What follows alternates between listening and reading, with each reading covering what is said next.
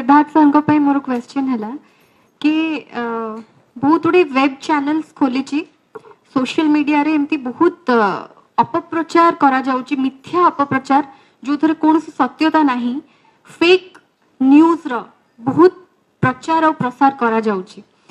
आउ या द्वारा जहाँ ना रे ए भलिया अपप्रचार करा जाउची ताकर सम्मान हानि करिकी तो सी बहुत मेंटल प्रेशर रे रहउचंती जो मान को संगरे भी होउची। आ ए भलिया मिथ्या अपप्रचार द्वारा अनेक हृदय भांगुची, घर भांगुची, परिवार भांगुची आ सेमानकर कार्य क्षेत्र रे मध्ये सेमाने बहुत क्षतिग्रस्त होउचंती। किंतु लोकलज्जा पाई बहुत लोक मुह खोली पारु नाहंती सोशल मीडिया रे। तो सेमाने कौन करबा उचित? आईन जदि भी अच्छी किंतु जेते मात्रा रे क्षति घटुची लोकंकर सेते मात्रा रे आईन रो व्यवस्था बोधे नाही बोली मु भाबुची। आ सेई भलिया कठोर दंड मध्य दिया जाउ।